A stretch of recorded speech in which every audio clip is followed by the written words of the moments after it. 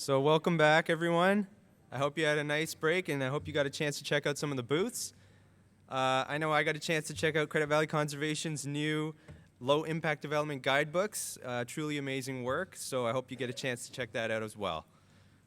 So now we're going to move into our panel presentation session. And first, I'd like to call on Lynn Patterson to discuss public opinion versus reality with the state of infrastructure. Lynn is the Director of Corporate Responsibility for RBC, and she oversees strategy and communications for RBC Bluewater Project and the RBC Believe in Kids Pledge. She has more than 25 years of experience in corporate communications. Ladies and gentlemen, Lynn Patterson. Thank you. Thank you, Lynn. Morning, everybody. So I'm not a scientist and I don't work for a municipality, but I do work for RBC, and we've got this thing called the Blue Water Project, which is a big grant program that we decided to launch in 2007. And in addition to providing grants to not-for-profit organizations to do watershed protection, we also thought we'd try to embark on some thought leadership and see, what do Canadians think about water? And we speculated that Canadians take water for granted, no surprise to anybody here at all. And we also speculated that it's probably difficult for municipalities to defend tax increases because folks don't understand what they can't see. If it's out of sight, it's out of mind. But we wanted to do some tracking and research and polling of regular Canadians like my mother every year to see, are Canadians' attitudes changing towards water issues based on extreme weather events or tax increases or scandals or things that they read in the news or things like Walkerton. And so we started polling Canadians back in 2008, and we worked with Unilever at that point because they had a water program as well. And we started to ask Canadians all sorts of questions, and this really was a survey. We asked a wide range of things that kind of amused us or interested us or thought, hey, I wonder about that. We had the latitude to ask anything we wanted. And so over the 8 years of the polling that we've done, we've had a wide range of kind of news hooks that we discovered from this. And it's 2,000 Canadians coast to coast that we survey. And so the first year we were asking about, do you think we've got enough water in Canada to satisfy Canada's needs? And then we asked, what's Canada's most important natural resource? Christine and I were just talking about Alberta was the only province that thought that oil was more important than water. Everybody, what a surprise, and I wonder if that would be the case now. After the floods and after the kind of a crash of oil prices. My favorite survey that we did was 2011. We asked folks, what kind of stuff are you flushing down the toilet that you shouldn't be flushing down the toilet? Condoms, number one thing. Gentlemen, this is not a good thing. We started asking in 2012 about flooding and extreme weather. We were really interested in this idea of low-impact design and green infrastructure. Are people thinking about that around their own properties?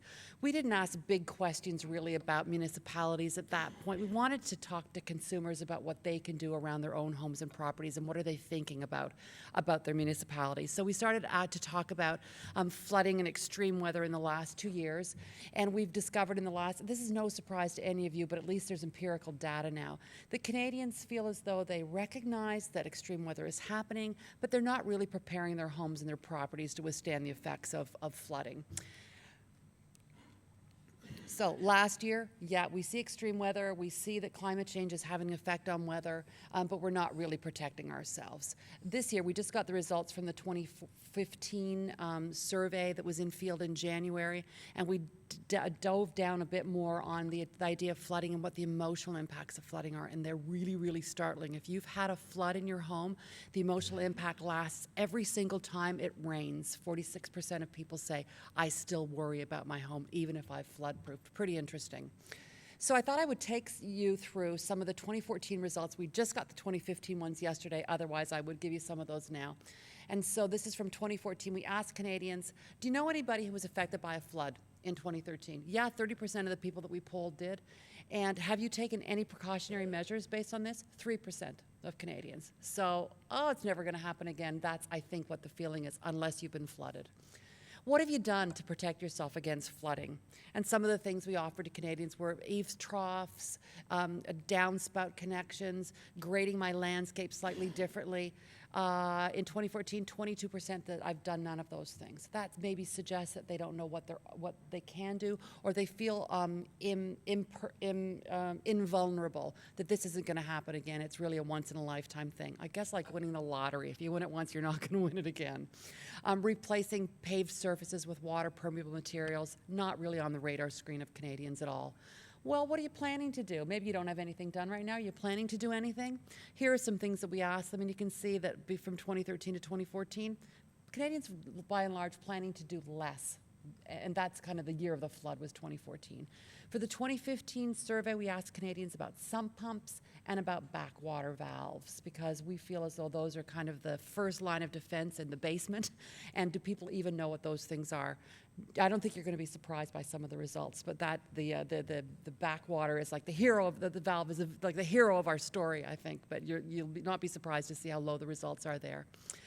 So we also wanted to ask, knowing that municipalities like Halifax and I think Kitchener-Waterloo, maybe Guelph, some other municipalities are thinking about levying surcharges on properties with large amounts of paved surfaces because of the amount of stormwater that's generated. So we thought, what do you have around your home? You've got a driveway. If you knew, we asked Canadians that the amount of paved surfaces around your home contributes to the amount of stormwater that runs off it, would you think differently about your driveway? We just thought we would use the driveway as the litmus test here. So we asked, what would you prefer, a paved driveway, a gravel or other water permeable driveway, or I'd prefer no driveway at all, condo dwellers. And no surprise, half of Canadians said we prefer a paved driveway. Well, we did the poll during this snowest, winter on record, really, so no real surprise. And the reasons people wanted a paved driveway, easier to shovel, of course, no question about that. But then when we asked them, if you knew that that increases stormwater, the amount of stormwater that goes down the sewers into the lakes and rivers, the source of our drinking water, would you change your preference? And here's what we discovered. Nope, wouldn't really change my preference. Younger people, a little more likely to change their preference. But men, 64% said, no way, man. So the old guys, 55 and over, that are men, what's going on? I mean, we've got some work to do there. Conserve the environment doesn't really matter.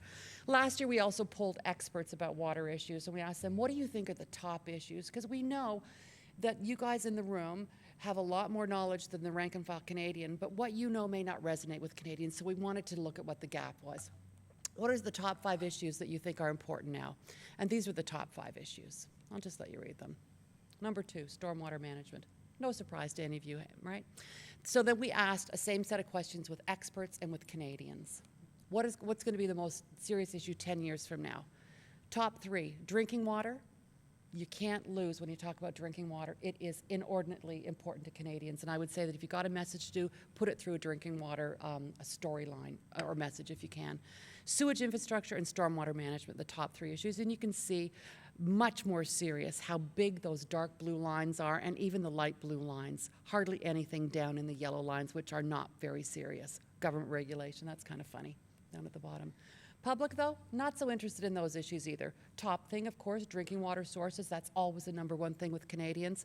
Deteriorating sewage infrastructure slips down the list. Condition and stormwater management, kind of invisible. We don't get what that means. Once it's off my property, I don't really pay attention to it so much. And you can see what the rest of the list is. And I think we asked similar questions in 2015. Where should our money go? Where should our tax money go? Stormwater's in the basement. It's a pun.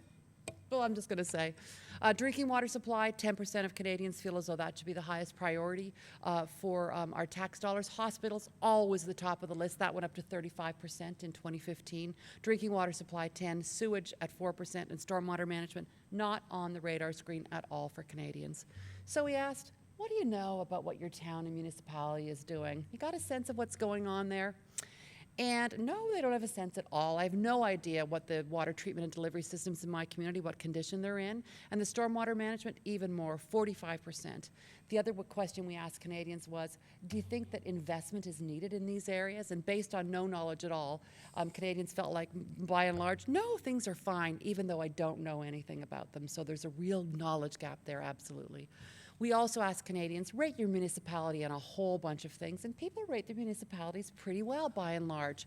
My municipality, and this is an aggregate national number, they provide me an adequate quality and quantity of drinking water. They respond to breakages in underground pipes. They are maintaining sewage systems. Things look pretty good there, and you can see the excellent, the top metric on drinking water, and it starts to slide a little bit down the end. And things aren't really so great then when we go down and down the list. Raising public awareness about threats to water quality and helping us conserve water, very, very low on the list. So, if you want the results from past years, we've got all 7 years results on rbc.com right now, fully available, every data table, regional breaks. We've oversampled in 5 cities. That's all available to you, freely available. And if you're interested in the results from our upcoming survey that we're going to be releasing around World Water Day, we've got registration information for a webinar that we're doing on March the 25th.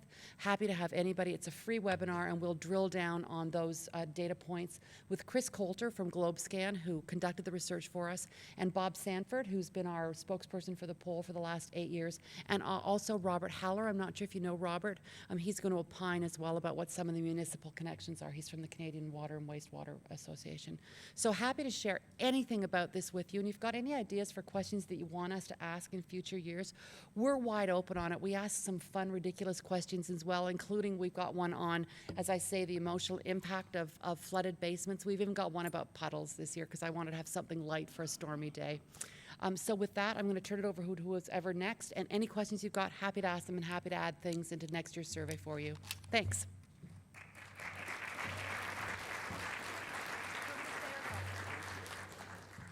Thank you very much, Lynn. And at this time, this is something I should have done previously, but we'll get our other panel presenters to come and have a seat here. And as they come up for their presentations, I'll introduce them. So I'd like to bring up Laura Zizzo. Please have a seat at our panel. Also, we're going to bring up Guy Felio to please have a seat. And Ron Shaw, please come and have a seat. I'll provide formal introductions when each person is ready to come speak. So now we can do a short Q&A session regarding Lynn's presentation, questions to Lynn, or the rest of the panel wants to chime in. We have Amna over there with the mic, and she's going to run that over to anyone who has questions. All you need to do is just raise your hand, she'll come over.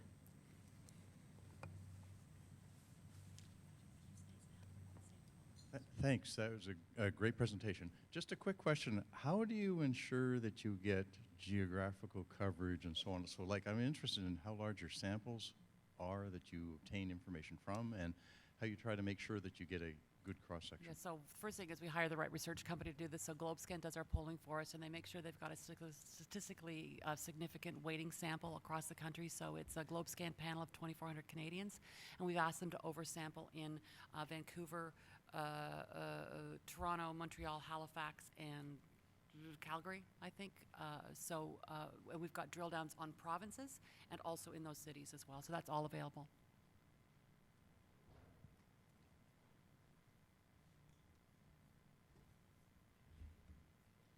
Hi, I've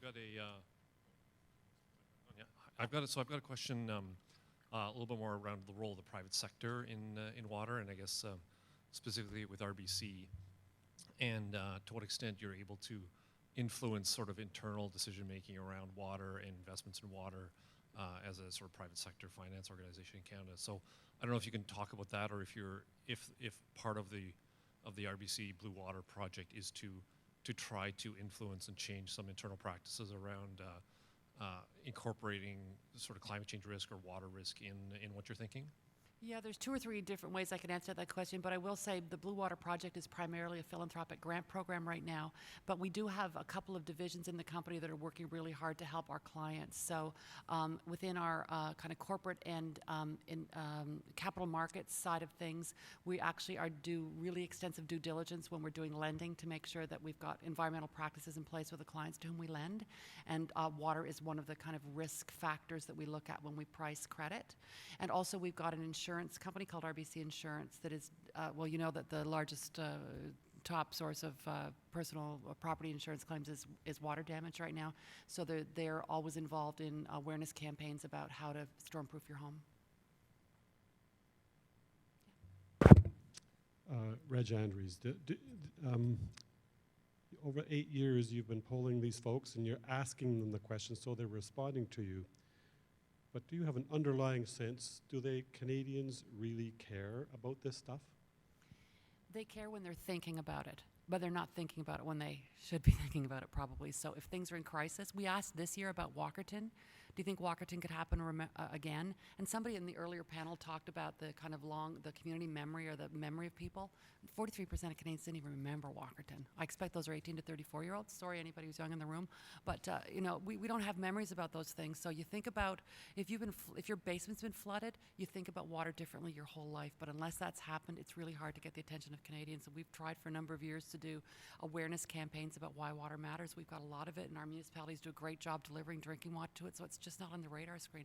It's a drag that it has to be a crisis that raises attention, but that works.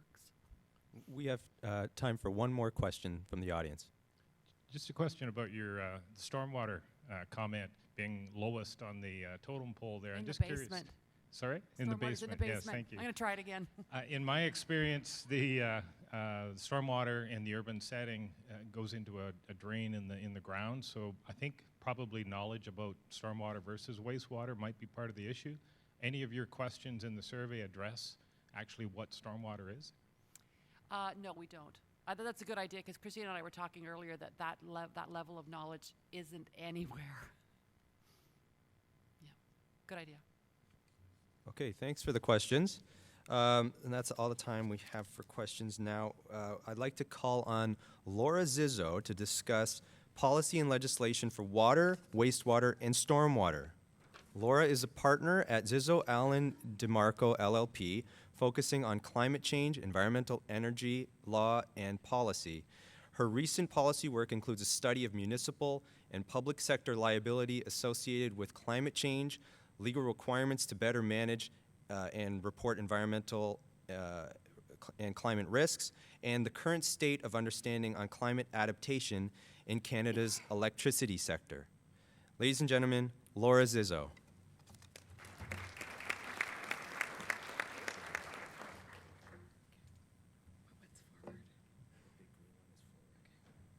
Hi.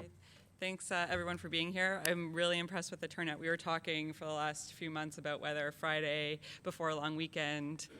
Wow. So we're here for an interesting topic, and my job is to scare you a little bit. So hopefully I'll do that. And just to kind of go a little bit further into what I do, we're a climate change law firm. We look at liabilities related to climate change, and I'm going to explain a little bit about what that means in my presentation. Happy to talk more about that throughout the day. So when you think of climate change law, most people are used to thinking about it about reducing greenhouse gas emissions, right? We think about, is there going to be a cap and trade system or a carbon tax? Is there going to be some sort of a requirement for me to mitigate climate change? We haven't yet, we're starting to develop the thinking around the law related to climate adaptation. And there is law that exists. So today I'm going to talk a little bit about that. There's both legislated obligations and common law obligations. So there's already law on the books that says you have to think about climate change. And there's definitely common law obligations that tell us over time how judges have said we think about fairness issues, treating our neighbor, negligence, nuisance, strict liability issues. These all relate to climate change and the dealing with water and how to protect people. So I think you all know this, but think about it from a legal perspective. We know that climate change is going to see increased precipitation, increased intensity of storms, more frequent severe frost and thaw events. So our assets are at risk here. How do we do asset risk management now in light of climate change? We know there's going to be increased costs on the assets, a potential legal liability, and there's significant drivers to adapt. It's not news that drinking water systems are vulnerable. This is from a 2007 federal government paper talking about drinking water systems and their threats related to climate change. We know that there's supply vulnerability issues, we know there's quality issues, and we know that critical infrastructure is at risk in light of climate change. The idea of reasonable foreseeability is in the law that I'll talk about later. It's reasonably foreseeable that our water systems are going to be impacted in ways we haven't seen in the past, and we have to adapt. And if we don't adapt, more stuff like this is going to happen. You've all seen this picture, I'm sure. This is a $500 million insured loss. And before 2013, it was the single most expensive insured loss related to a natural disaster. Thank goodness that those pipes didn't also fail because they were carrying gas and other stuff. And then this happened. $3.2 billion of insured losses in 2013. $3.2 billion. Is this the new normal? Do we have insurability issues? If you can't get insurance, what are you going to do to help yourself dig out of your flooded basement?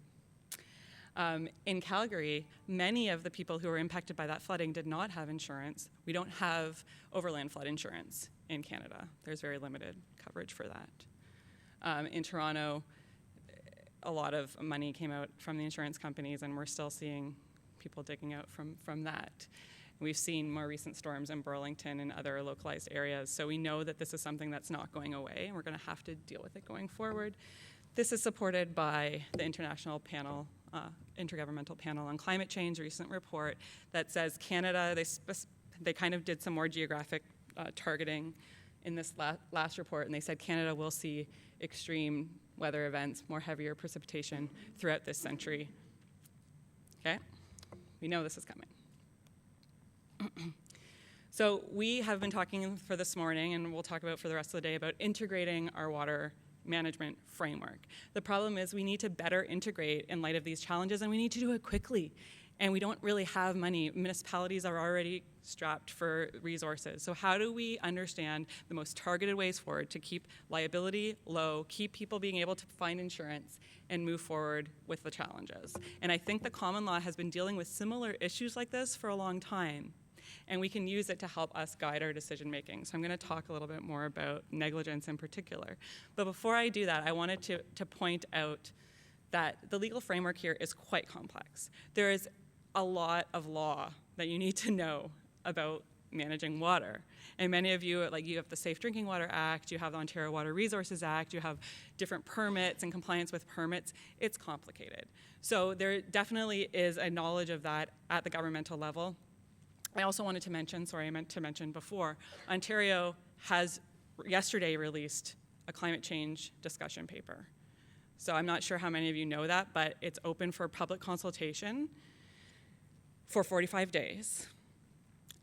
They are starting town hall meetings as of next week.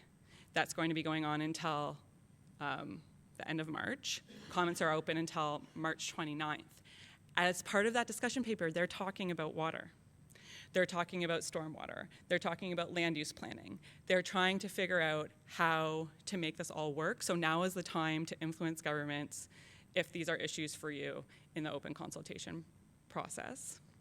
Everything's on the table, including carbon pricing and other things that we would expect, but also they're looking at land use planning and water management and stormwater management, and Engineers Canada and PIVC that Guy will talk about is also included and discussed in the paper. The other thing I wanted to mention is there is law on the books right now that requires you to do asset management plans. I was reminded by Teresa earlier today that we were talking about the need for more asset management plans. Well, the Safe Drinking Water Act already requires that for drinking water systems. Many of you in municipalities already have one of those, but maybe you're not linking it properly to the more broader integrated water system. The Water Opportunities Act attempted to deal with that, and the guidance to the Safe Drinking Water Act tried to deal with that, saying, okay, talk about sewage management in your drinking water asset management plan. And the Water Opportunities Act's going further and saying, talk about sewage and stormwater. There's no reason why you can't do that anyway without the legislative driver to do that, but know that that's coming, so it's good to start thinking about that.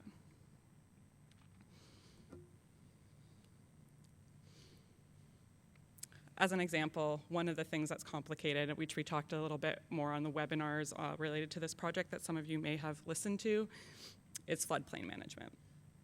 So where do we build? How do we restrict building to protect people? How do we deal with the issues around people feeling they have a right to be where they are, even if it's risky? This is all challenges we're going to have to figure out.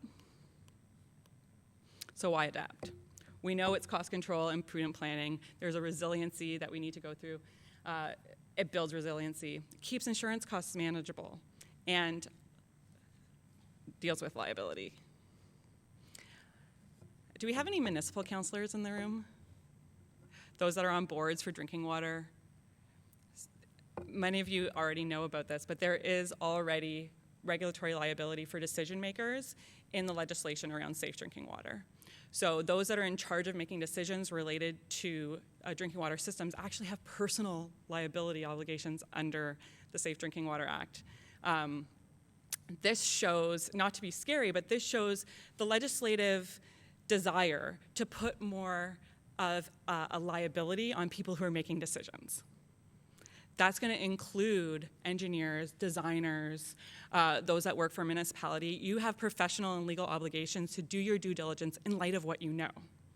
That's both in the common law and in the law, in the regulation that the legislature has come out with recently. And we see this as a trend. So know that you always have this, like, what would a court think about this decision I'm doing in the back of your mind? Is this reasonable in light of climate change? And it's time for us to start saying, it's not. It's not reasonable, and we have to think differently. People are being harmed by water in their basement, by water systems not responding properly to the challenges we have. Where do they go?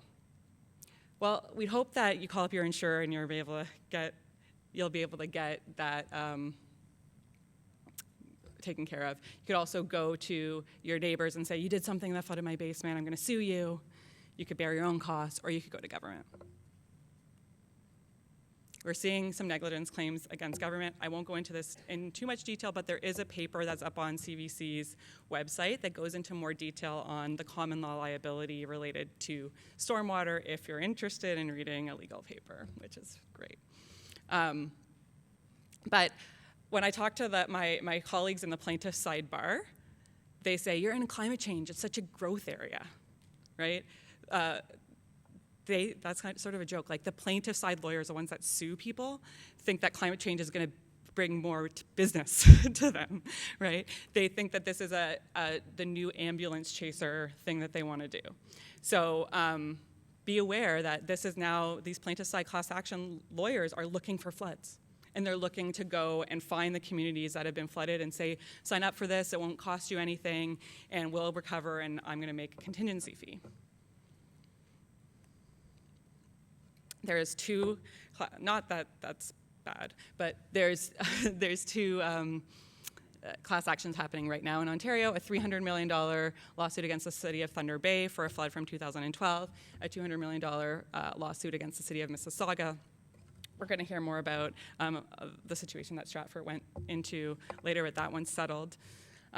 So this is a real and present threat. So as my last slide, the status quo has changed. Because we haven't seen comprehensive climate change law doesn't mean that there is an existing law that should move you to better action on climate change, both from a mitigation and an adaptation perspective. We need to be making reasonable decisions in light of the best science and the best information we have. Use infrastructure planning and processes. They need to include adaptation and a consistency in approaches and communication. So more forums like this is great so that we can understand what is the standard of care and how would a court think, am I complying with the standard of care? That's often determined by what others in your similar situation are doing. So there's no right answers. There's no, I followed the law and I'm clear from a negligence perspective. That's not the case. It's reasonable in light of all the information that we know. This is not an easy thing to do, but we have to open up, get our heads out of the sand and figure out how to move forward, and hopefully legal liability is a good driver to help you and your decision makers move forward. Thank you.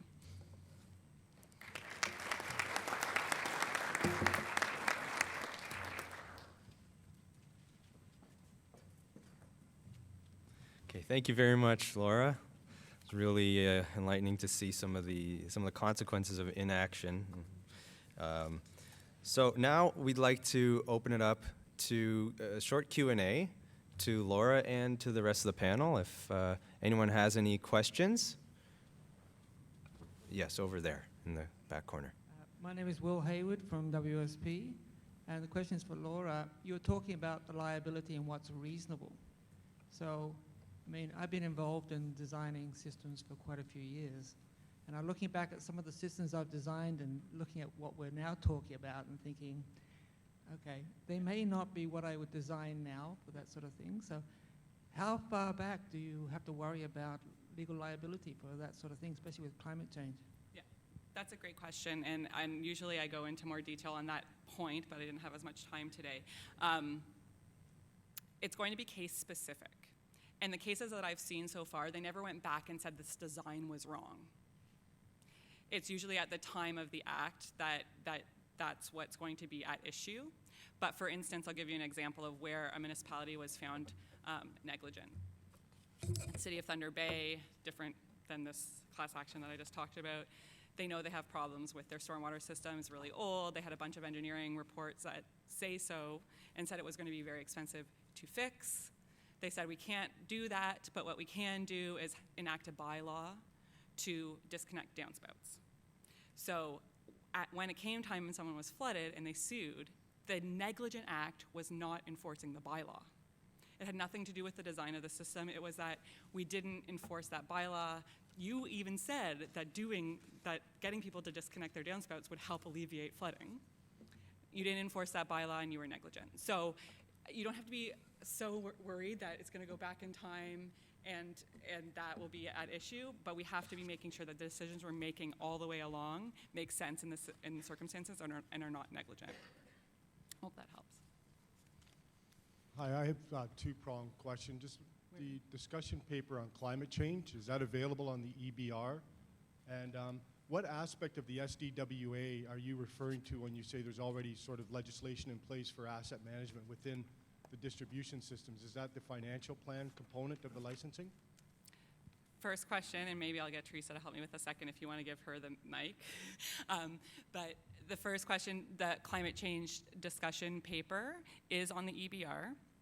It's also on the Ministry of Environment's website, and they have a little bit more of what they're going to do, and that's where it's all listed. So you should be able to find it fairly easily. It's also the first news and events on my website, ZizzoAllan.com. So that's an easy way of finding it as well. And the answer to the second question, it's Teresa McClenahan from Canadian Environmental Law Association. Yes, and the strict requirement of the regulation is to deal with drinking water systems for 6 years, although the guidance that goes with it says do it for 20, and the guidance also says do it for your sewer treatment systems too. You have to identify all the costs of the system for that time frame, as well as your anticipated revenue, and identify any gaps. The Water Opportunities Act calls for the development of water sustainability plans, which would close the gap with stormwater and bring that third piece into the mix. And if regulations ever proceed, I would hope they'll deal with a longer time frame as a mandatory requirement as well. Are there any other questions? Okay, thank you. So now I'd like to call on Guy Felio to discuss reducing risk to municipalities. Guy is a civil engineer with 30 years of experience in the field of civil, geotechnical, and municipal engineering. He focuses on finding practical, innovative, and cost-effective solutions for owners and operators of infrastructure works. Guy is currently working with Engineers Canada as a risk and infrastructure specialist. Ladies and gentlemen, Guy Felio.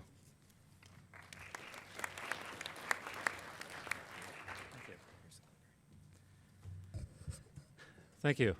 As you can see, I was invited not as Engineers Canada, as a former city councillor, and I guess that to my engineering colleagues, they finally say, "Oh, you got out of the dark side, and now you saw the light. Welcome back."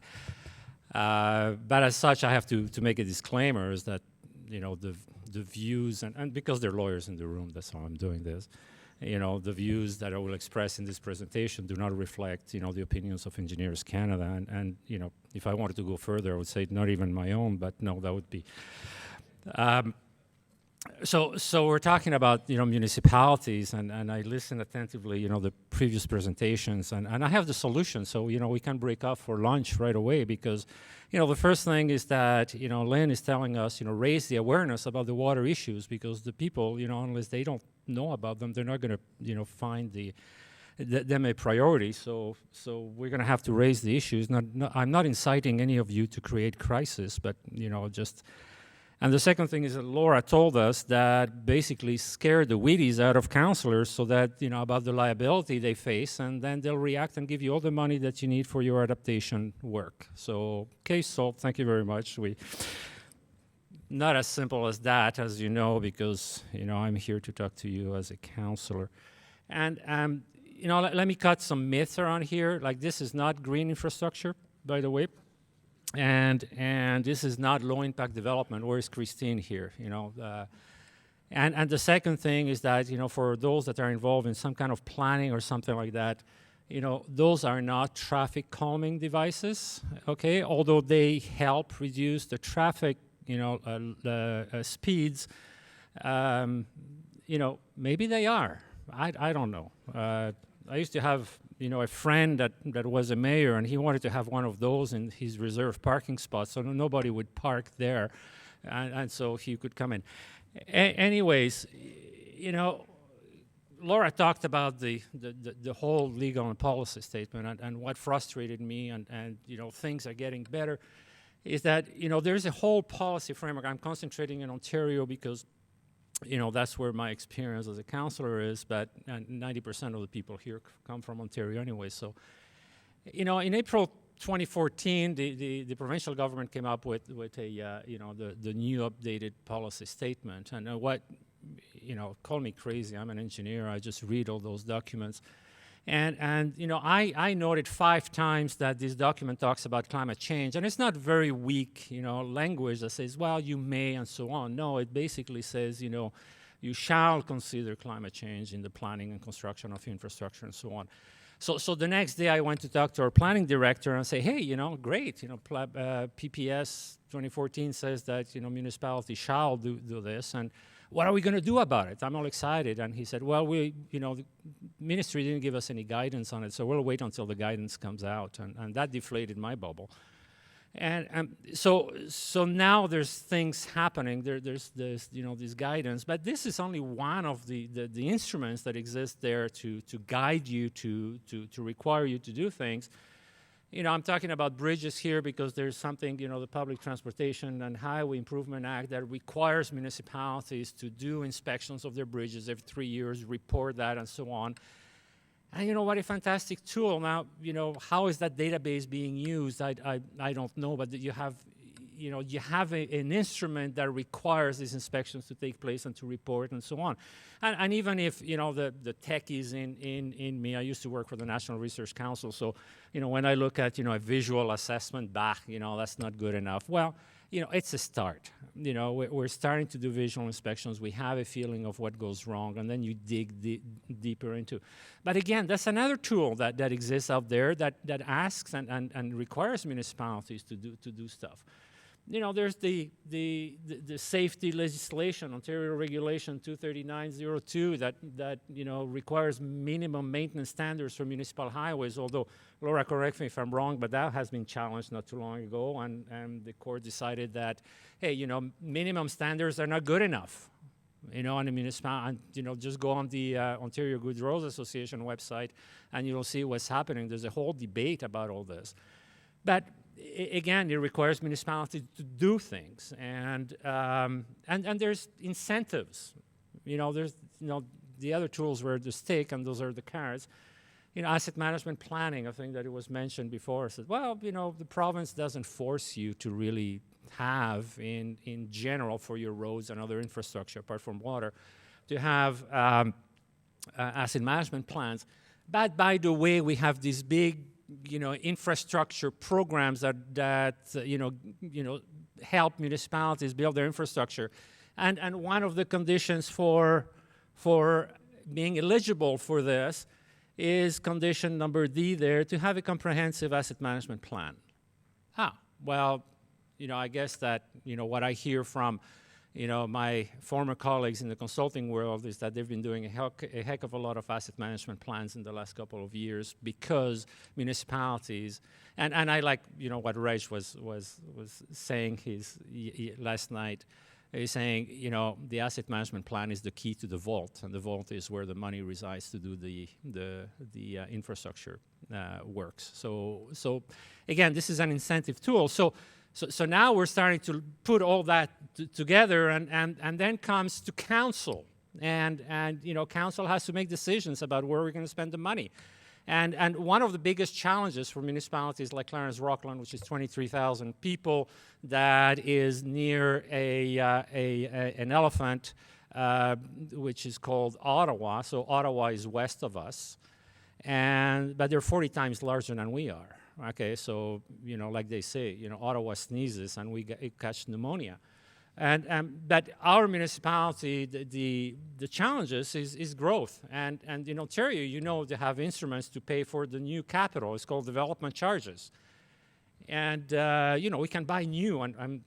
Councillors get excited about buying new truck. Oh, boy. I never had my picture taken in front of a new fire truck.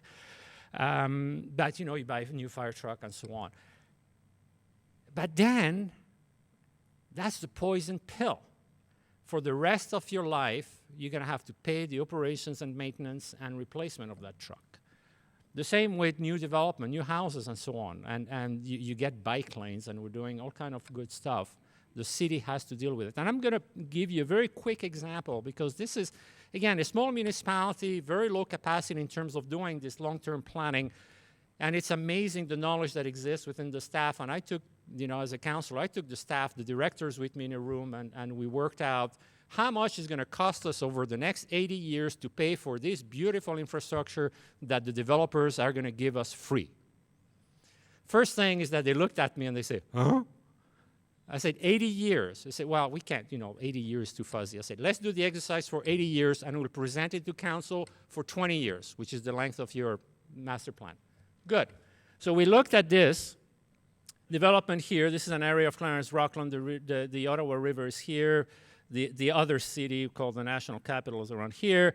And basically we said, okay, there's room for 2,000 houses there. Okay, so how much is it going to cost us? What do we need? I asked the fire chief, okay, what do you need? Well, I need a new truck. Okay, well, let's put it. How much is a new truck? He said, well, I said, yeah, the last budget, you told us it was $500,000. Let's put $500,000. I went around the room with everybody, and we did this exercise. What came out of this is amazing. Okay, so this was the project objective. We just wanted to see, are we collecting enough taxes to pay for all this over the next 20, 30, 40 years? And this is the capital requirements. And it doesn't matter how you spread them. Is it all in 1 year? Is it... the blue thing is that we don't pay for it. Whoops. You see the little red bars here? This is what the city pays for the acquisition of that capital. The blue bars are what the development charges pay for it. Fantastic. You're not paying anything, really. You're not, taxpayers are getting all this free infrastructure. That's the development charge process. However, what happens is that when you start looking at operations, maintenance, and so on, this red line here is the taxes that we collect on those new 2,000 houses. The blue line is basically how much it's costing us in terms of operations. And the top line here is operations plus putting a reserve to replace all that capital that we acquired free of charge. And basically, this is your infrastructure and deferred maintenance gap. So based on the system that we had at the City of Clarence Rockland, we were basically starting with a deficit. Now, how come, councils make those decisions without knowing? Well, this is the irony. You see these little 4 years here? In the first 4 years of the new development, you don't see that. Why? Because you are such good municipal employees that you are flexible, you adapt.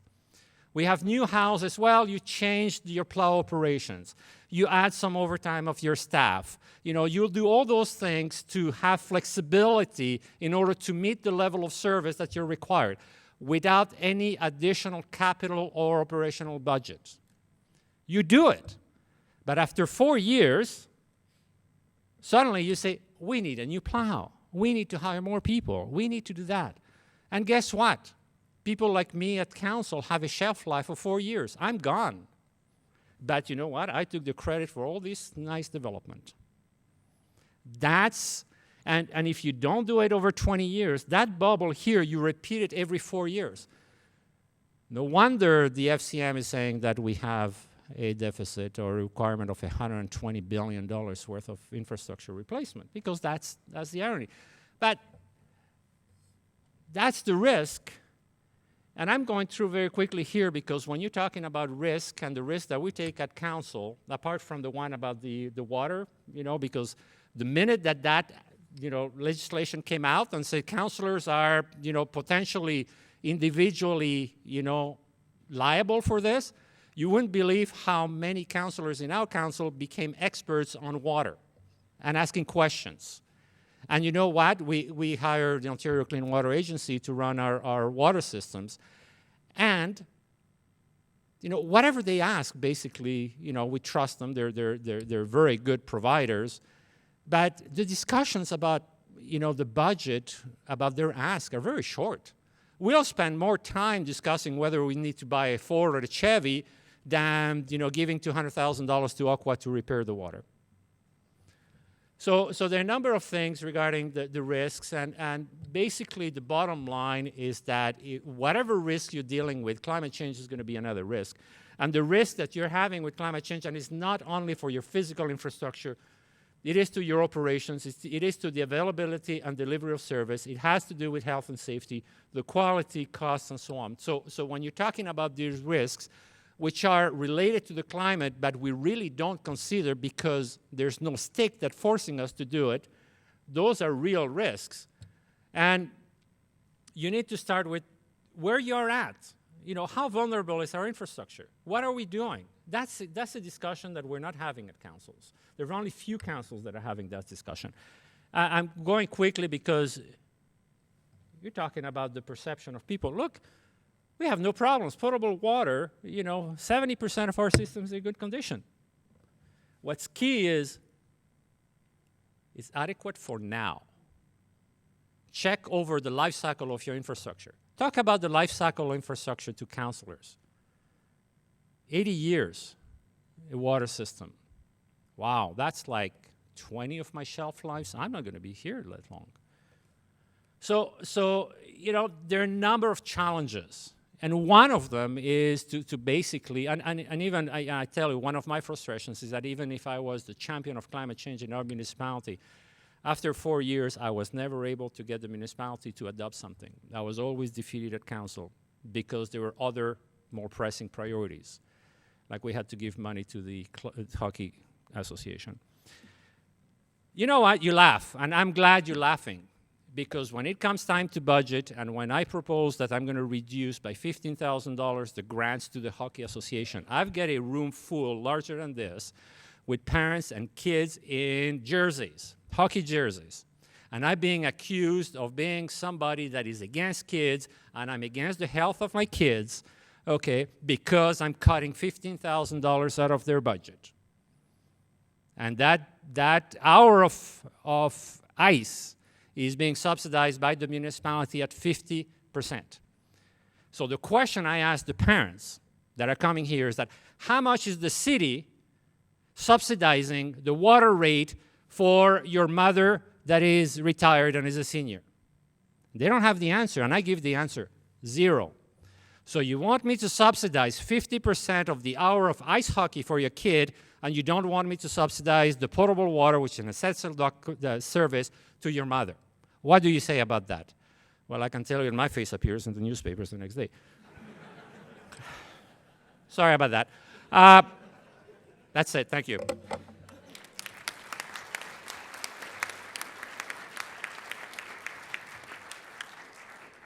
we put a question about hockey arenas or water in our 2015 poll? I'd like to see the answer.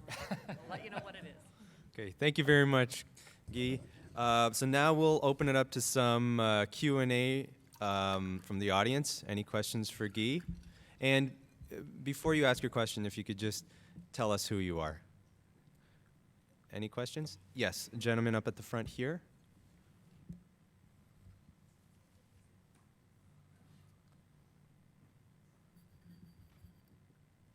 Hi there. Eric Melton from Partners in Project Green and the TRCA. I served on the advisory committee for the city of Guelph when I first moved to the city of Guelph for wastewater. One of the biggest challenges was a lot of the constituents in the community didn't really understand, I guess, going back to Lynn's survey, the issues for wastewater. They were proposing a very small increase to their development charges, and it took them almost 3 years to actually implement. How do you foresee bridging that gap for constituents both on the commercial side and the residential side to actually understand what's actually needed? Because you have that in your graph, but how do you actually convey that message to the actual regular constituent? Very good question, and now you see why I didn't run in the 2014 election. But you know, I tried to make the point from the development charges perspective specifically on that is okay, you know, we have an instrument that pays for the initial capital of growth, and that's called the development charge. And you know, you do a study, and every 4 or 5 years you're required to change to review your development charge. You know, by law, and you do a study and you identify all the projects that, you know, are related to growth over the 20 years and so on. But ultimately, council is the one that makes the decision on what appears on the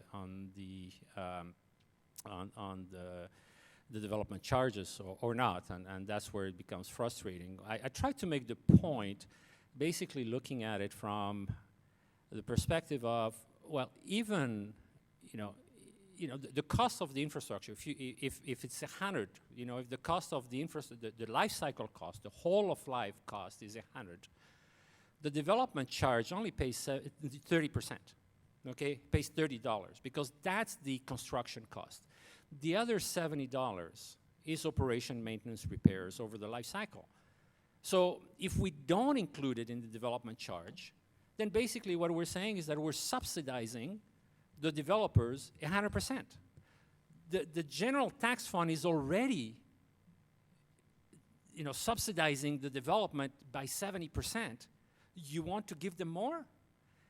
You know, that message kind of from the public kind of came across and say, you know, yeah, you know, they're making enough money. You know, they're the ones that, you know, have the condos in Florida while we're shoveling our laneways here, and we're going to give them even more money?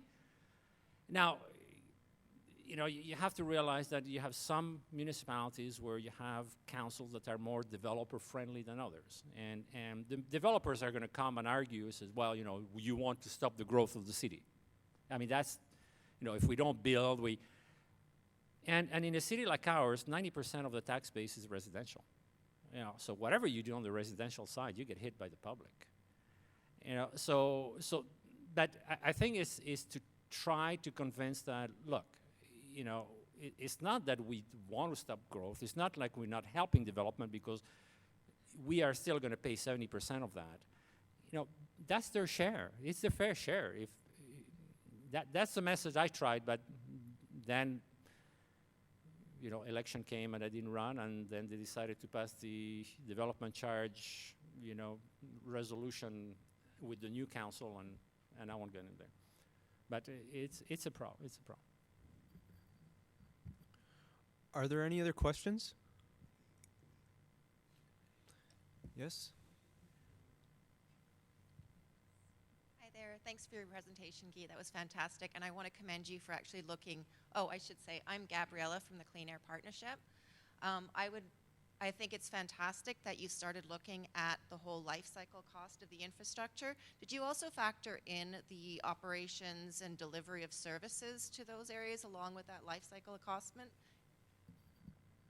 We basically did everything, and we looked at, you know, every possible service that we had to provide in that particular area of development, which was 2,000 houses, and you know, there's things that came out and I said, wow, you know, is that expensive? And that influenced, you know, some of our other, you know, engineering standards. Like we found out that it was costing us $1,700 a year to maintain a light, you know, a street light.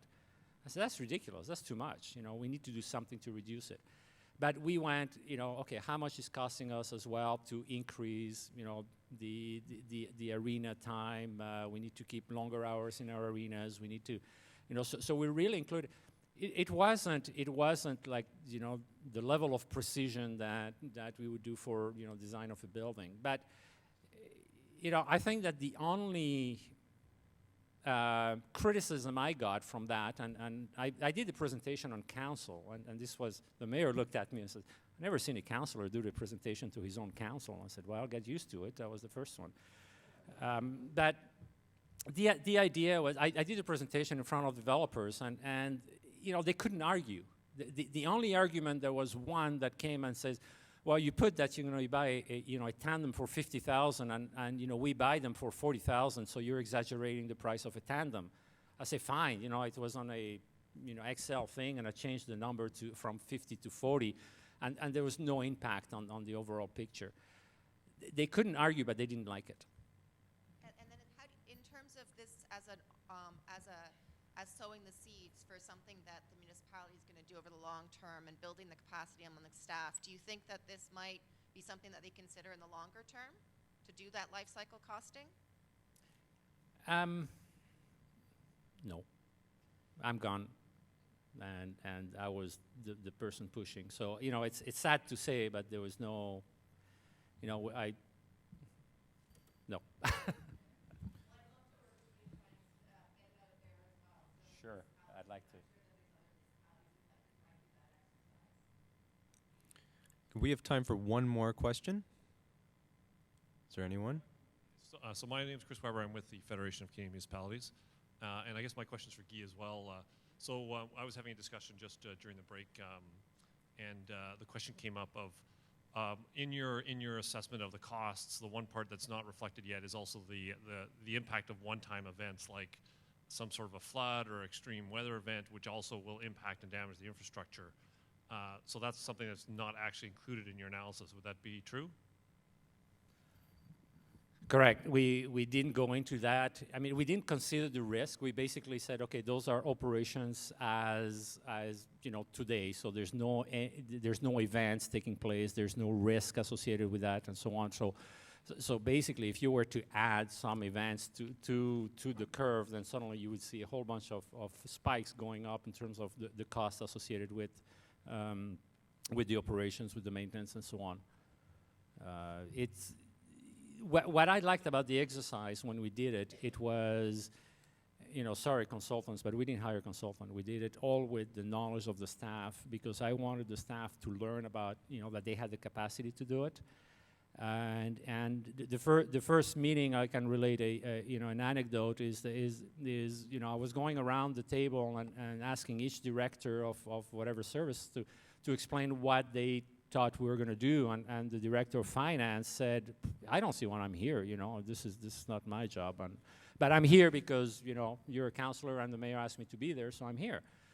And when we finished the exercise, you know, I wanted to continue with the committee, and I went around again the table and asked them, and director of finance said, I wouldn't have missed it in the world, because this is exactly, asset management is part of financial management. And you know, I ended up relating better, you know, more with the director of finance than the director of engineering at the end, because, you know, it was this integration, you know, talking about integration of the finance side, the engineering side, the community services side that makes it work, you know. Then after that, you have to take that and sell it to the decision makers, and this is where, you know, there's work that needs to be done, and I think that, you know, I mean, you're with FCM, so you know that it has to be done, you know, in a number of other issues constantly. It's not a one-time thing. You just continue doing it. Sorry, I have to put my hand. I got the projector right in my face. Okay, that's all the time we have for questions at this point. But hold on to your questions. There's going to be an opportunity for more Q&A, as well as our breakout sessions in the afternoon. So hold on to the questions. And I like the enthusiasm and energy. Let's continue that throughout the day.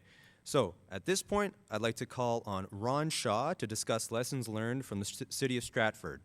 Ron served as the Chief Administrative Officer for the City of Stratford since 1998.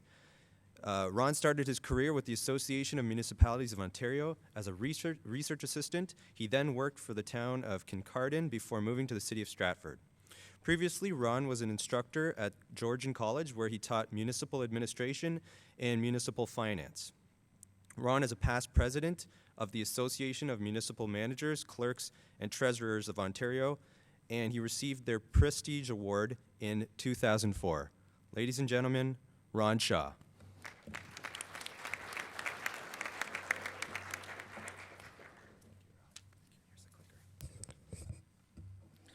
Thanks very much. I'm going to tell you about our experiences because we've actually been, pardon the expression, but been through the ringer with regard to a flood, and we lived and survived it, and I'll tell you our story. As people think about the City of Stratford, they think about the fact that we have the largest classical repertory theater in North America, and images like this come to mind.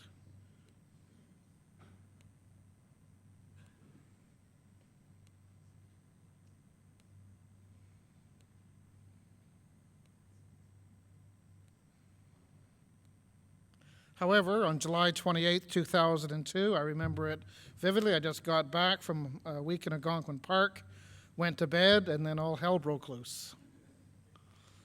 And this is what we got. All the councillors and myself got phone calls from angry residents in the middle of the night, and we were driving around the city, and this is some of the photographs we took the next day.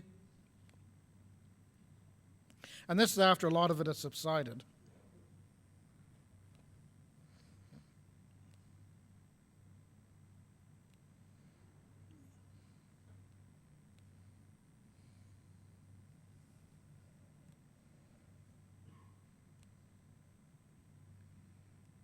We were, just to go back, we were I can't, but anyways, we were clearing out garbage from, and we just waived all fees. We did it all free, and it was like weeks that we were pulling that stuff out. I went into a store about a year later to buy some wallpaper, and they recognized who I was, and they said, if that ever happens again, I'm quitting my job tomorrow, because the stories were that horrible from people whose basements were ruined. So this is the city. You can see this is from a stormwater management pond. You can see the blue area sort of middle right, and that's going to be the focus of what I talk about, because that is a basin. So the normal runoff from stormwater for major systems on roads does not work. The next day, we had an emergency council meeting at the Kiwanis Community Center. I remember it vividly. Very, very angry people in the audience, looking very tired, and so at that emergency meeting, we initiated an emergency aid plan. We agreed to pay up to $5,000 per household after insurance. We would include up to $1,000 in lost wages. We had 994 claimants. We paid out 880 of them for a total of just over $1.2 million. The average compensation was $1,400. The top 5 insurers represented 60% of the claims, and you can see the rest of it there. So it was a significant program that we just invented on the spot, and actually worked out quite well for us, but didn't protect us from a class action lawsuit, which came next, and it was initiated shortly after the flood. The claim was for $210 million. We were insured. Our deductible was $50,000 per household, so we were basically uninsured. The class action suit ended up being certified after a big fight from our insurer on it. We finally settled it out of court, and that was mainly through the initiative of the city itself, where we hired our own counsel and negotiated a settlement to it. And we paid out $7.7 million without any admission of liability. The opinion of the population may not be that, though. So historically, we didn't have a lot of floods in the past, but we did, you know, when we went through our archives and started looking, we did find that we had a few. But they weren't regular events by any means. In 1983, there was some of those photographs were from the 1983 flood, which no one was talking about when I arrived. I arrived in 1993, never heard about the 1983 flood until 2002. But I was there for that basin we talked about. We had two localized floods, one in July of 2000, and then the following winter when we had a major thaw plus rain, we had localized floods in the Norfolk Elgin area. The sanitary sewer, and because of that, and this is before the major flood, we had started a sanitary sewer master plan to try to understand what was happening in the area and what we had to do to resolve the problem. It identified, as you can see, $35 million in priority projects and $16.5 million in strategic projects that should be done as we did other construction.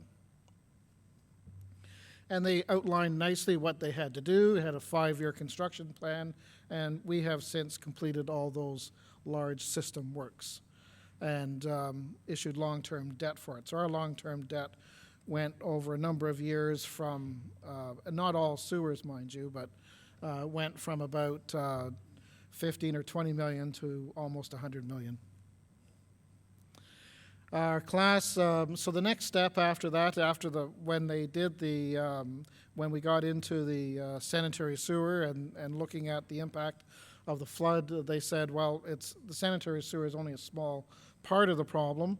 A lot of the water has come from certainly I&I, but a lot of it has also come from the flooding on the roads that has nowhere to go because it's a basins. And they said you have to do a stormwater management plan, a master plan, which we did, and as well as EAs to implement both of those. And as I indicated, substantial amounts of money have been spent. So the stormwater management plan was the key to a lot of what we were doing. We prepared a comprehensive plan that looked over the entire system of the city. They looked at issues of where there is poor performance, tried to leverage spare capacity in the annexed areas, look at what improvements were required of the existing system, as well as update our policies and standards, and create a computer model, which we actually continue to use today. So this is the entire area of the city, and this is the study area for the master plan. It was basically in the south part of the city where the major issues were. And we also tried to get the class action narrowed down to just the basin area, but it was certified for the much larger area. The master plan, as I indicated, reviewed drainage policies and standards, looked at various solutions, and came up with a lot of recommendations that involved a lot of money. They prepared detailed hydraulic models of over 600 pipes. They assessed our storm sewer capacities, and especially one of the keys to this was the assessment of major drainage flow systems and the ponding areas. In regard to some of the policies we put in was to really reinforce that there needed to be a complete separation between storm and sanitary, so that the sanitary systems in the house would go to the sanitary system, and in this case, as you can see, that the roof water leaders would go to the storm. They looked at the minor system to convey water. Usually minor systems are like for 5-year storms, and major systems, usually you look at the roadways or ditching to take the land away, except of course, as I repeat, in our basin.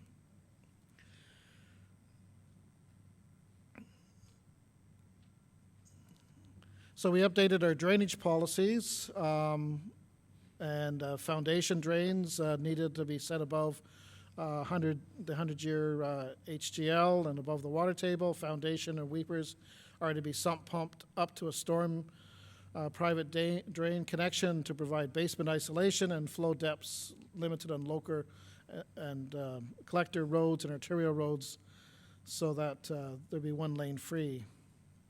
Drainage policy updates, you can see some of the examples here that were outlined in our master plan about dealing with low points should not exist unless they're in low-lying areas that convey a major system. Minor systems, conveyance or detention of storage runoff shall be considered where no suitable major outlets exist, and property to be protected from surface water flooding during events, especially in areas where we've experienced problems, and roof water leaders different than the last thing I showed you were to be, for new development, were to be discharged directly onto the ground in all cases, which caused some people concern because of we have a lot of clay in our soil. And here is an example of new development connections. Again, the sanitary goes to the sanitary system. You can see the roof water leaders going onto the ground, and there's a complete not only a complete separation from the storm, but because of potential flooding, they actually pump up the weepers around the house out into the storm sewer system, so they don't back up into the house. And here's just showing the hydraulic model that came out of it. And you can see the red areas are the areas of the worst areas that we had to deal with. Particularly very along the very south, you can see that roadway that goes along the bottom. That is where we have a huge storm sewer, and it basically conveys a lot of the water from the city. A lot of it in the south end drains down to there and out. And it was definitely one of the issues we had to deal with, as well as the fact it was an outlet for some of the rural drains that drained into that system as well. The solution to it, in a lot of cases, was to build large stormwater management ponds just to the south of those areas that would offer overflow of that major pipe system under Lorne Avenue. So the major drainage review was the key to the whole stormwater management master plan. As I said, we identified low points where the overland runoff was insufficient, and so we had to create major water courses, and we had to build, we're in the course still building large stormwater pipes for our new level, which I'll talk about, to drain from that area to that large system I mentioned in the south of the city. Identified flood hazards for the major flow areas and identified where the minor system may capture runoff from extreme rainfall. And that's just a computer model of some of the topography that we're dealing with. The storm master plan recommendations, 3 categories. One was what capital works needed to be done, which was substantial, what programs needed to be put in place. We've had programs such as incentive programs to do some of the basement isolation programs, and what policies, which I mentioned before. The capital works, and these are just the storm sewer, because when you do a road, you're also going to have to do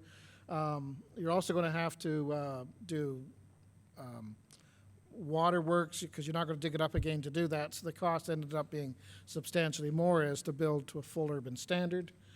And we're talking a lot of money with regard to these areas, and some of the policy measures. The big one here was we went from a typical 100-year standard for stormwater management to 250-year standard. Because if you look in the past, it's a 100-year standard for stormwater. We went to 250 because we looked at the trend, and a lot of this was from input from our Conservation Authority, who really pushed hard for the 250-year. 250-year is not 2.5 times as much as water storage. It's 15% more, but it's the 250-year risk issue that we went to. You can see the major recommendations that we're working on still, and that's just another map. So where are we now? We've done the sanitary EA capital program. It's done. We've done 5 stormwater management ponds, $15 million in some cases each. Queen Street storm sewer diversion is planned. It's still not done yet, but we've applied for a grant. Hope to do it over 4 years. The 250-year storm criteria, very controversial, but it's been adopted and it's being implemented. And the class action lawsuit was settled for $7.7 million. I'll be pleased to answer any questions anyone may have.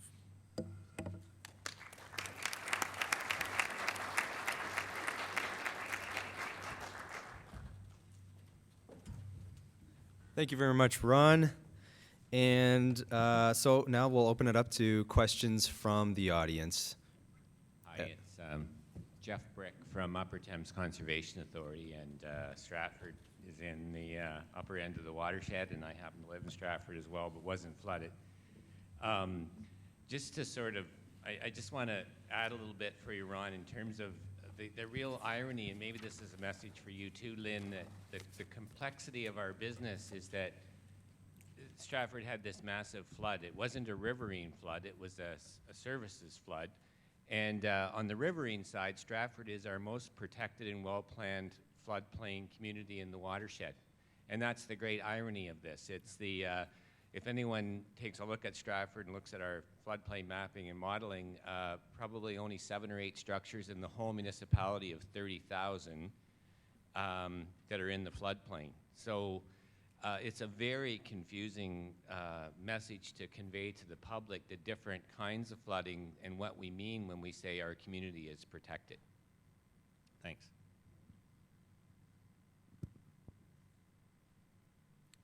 Okay, there's a question over here from Gail. Oh, sorry. This gentleman here. Sorry. Just, is this on?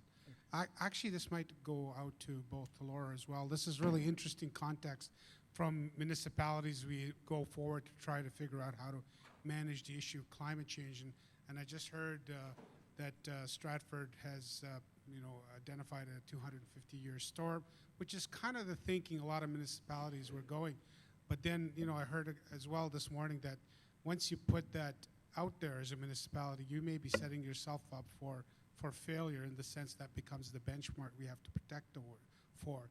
So I'm wondering if this is more now a balancing exercise where we look at what's realistic for municipalities, but also look at what we will have to have the property owners do to flood-proof some of their properties.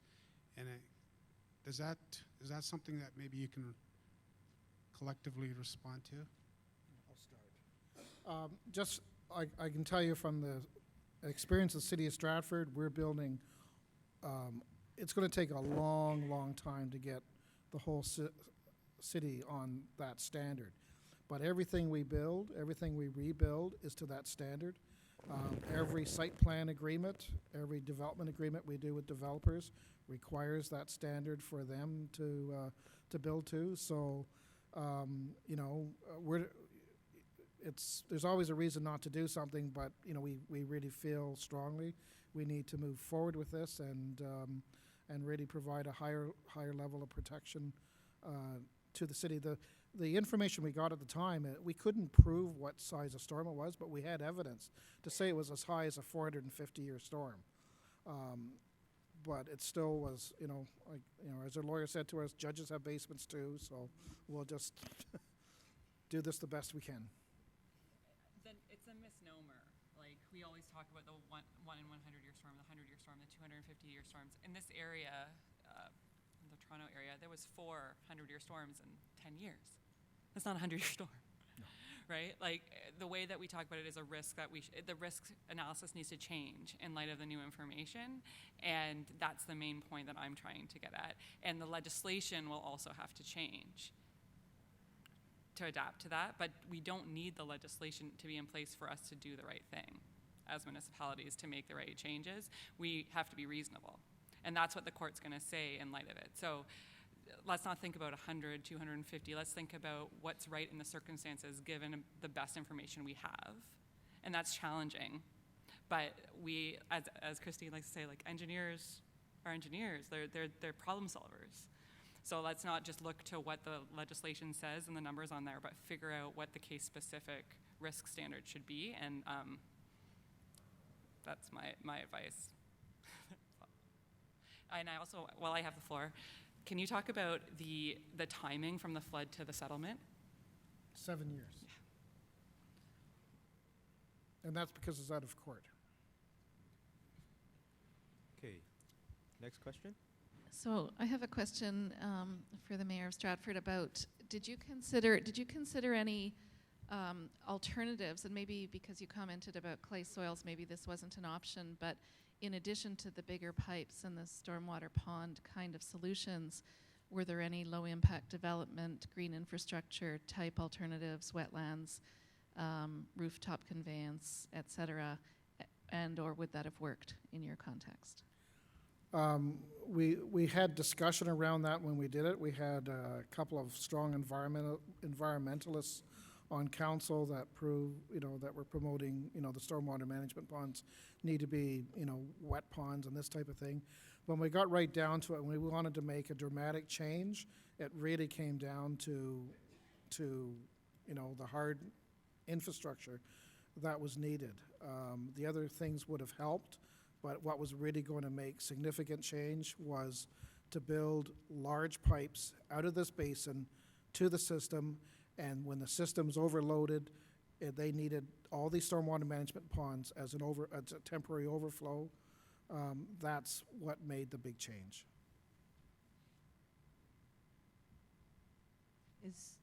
Sorry, Gail, were you? Oh, okay. Darwin touched on going beyond, sorry, it's Christine from CBC. Darwin touched on looking at, major stressors when developing an emergency preparedness plan. And Guy, you talked also about, maybe there's no tools yet, but we still need to do our duty of care. And we also heard from Lynn about, the importance of communicating. And I think one of the things as engineers, we get excited about the ponds and the berms, and we say 100-year storm. But those words don't resonate with people. And they don't, I guess, from what Guy's saying, is they don't resonate with councillors either. And I think it's important that we start to learn the languages we need to and the mechanisms like the risk, the liability, when we're trying to get funding for stormwater, not just from the councillor's approval, but making sure that the councillor feels supported by his residents, right, or her residents. So Guy, you mentioned that there were different kinds of incentives for councillors, like the fact that the Clean Water Act puts personal risk and liability on the councillor.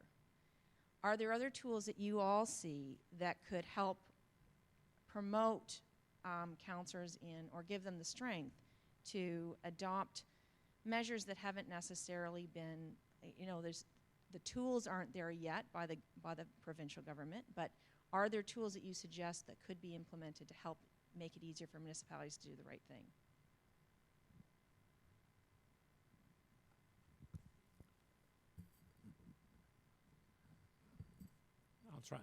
I'll try to answer that question, or start the discussion anyways.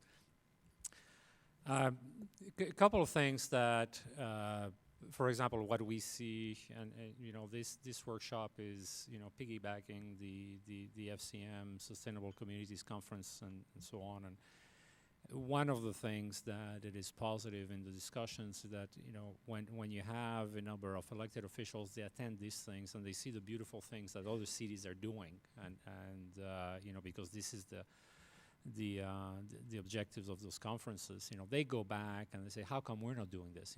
We need to do that. And so there is this, peer pressure that happens.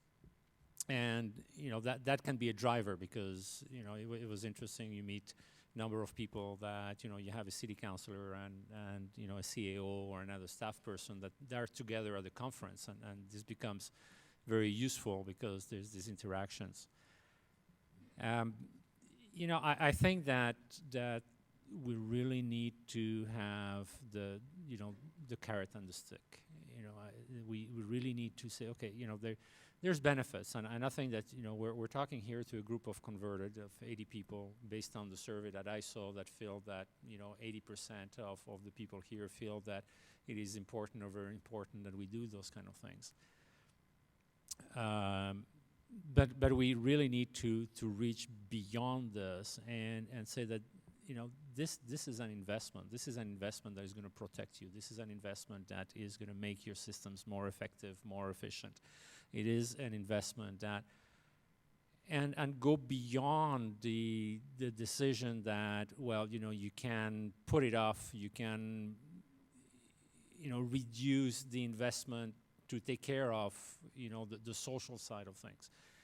Because at the end of the day, and again, quick story is I was very unpopular when I decided when I proposed to council that to add 3.5% tax increase the first year to put in a reserve fund for roads. 3.5% is a huge amount for a tax bill. You know what? A year and a half later, we had a major crisis in the roads, and then we used the reserve fund to allow people to drive on some of the rural roads which had been closed. And at that time, they say, oh, thank you, because, without that money, we had to borrow, we had to do all kind of things. So I think that by using these examples that come from a number of areas and highlighting them, it's highlighting the good practices and highlighting the impacts of the bad practices. The inaction. What is the cost of inaction? I think that came out through some of the discussions. What are the costs of inaction?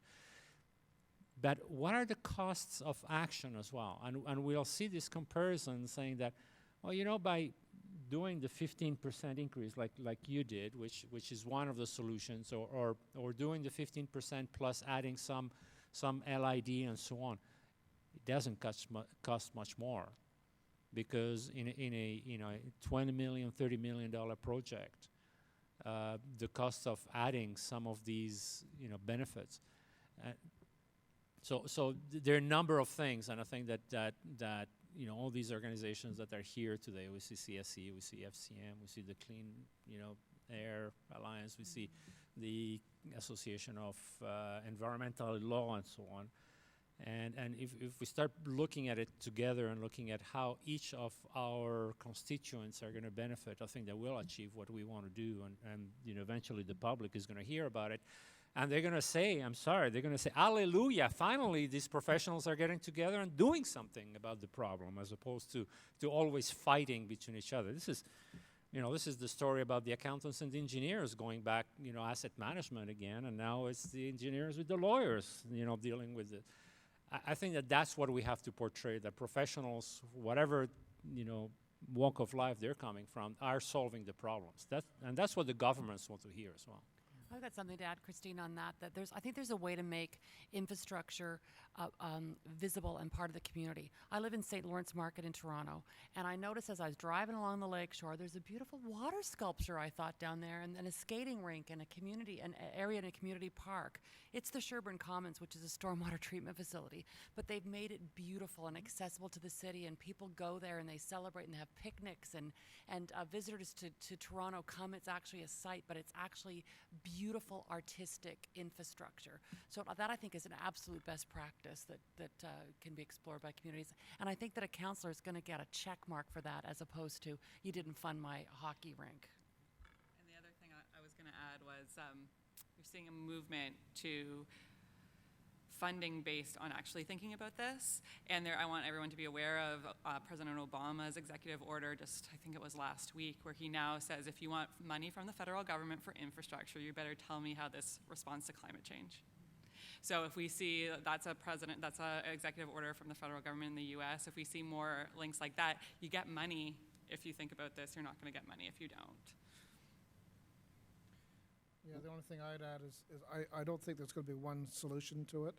The thing that's going to make the most difference is if the general public become more aware of this. That'll have the most impact upon a municipality.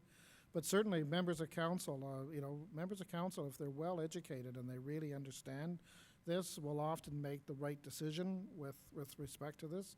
So, if they can, the more sessions that happen at the sessions they attend and really come to understand these issues and the consequences of them, that'll help. But, when the public get it, like ours did, we did 4% tax increases for like 4 years, never had a word of complaint because now we do, because we're now well past that event. But after that, after what we went through, the public got it.